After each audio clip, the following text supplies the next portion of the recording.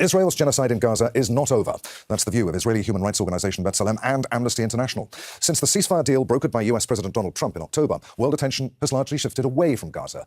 But in that time, Israeli attacks have continued to kill Palestinians, while new restrictions have brought further hardships.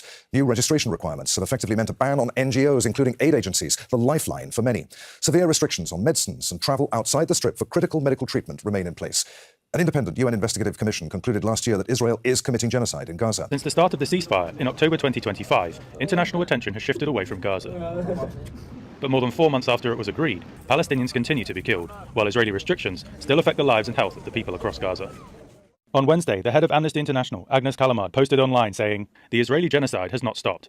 This would require a stop to all genocidal acts and clear evidence that there was no evidence of genocidal intent. This would also require initiating justice and accountability for all victims. We are very, very far from such a situation." A report published by the Israeli rights group B'Tselem outlined the dire situation in Gaza and highlights Israel's actions since the US brokered ceasefire came into effect. In January, Israel halted the operations of 37 humanitarian aid agencies. Between them, they provided more than half of all food aid in Gaza and supported 60% of field hospitals. The United Nations estimates more than 37,000 pregnant and breastfeeding women will require medical treatment for acute malnutrition before the end of the year. Earlier this month, the Rafah border crossing with Egypt opened for the first time since May 2024. But while slightly more food aid is now entering the Strip, Israeli restrictions mean the humanitarian situation remains dire.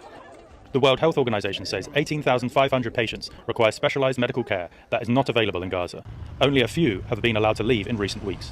I have 3 children in Gaza. When I arrived at the crossing, only my wife and I were allowed to leave. We have 3 children. They've now been left without any guardian.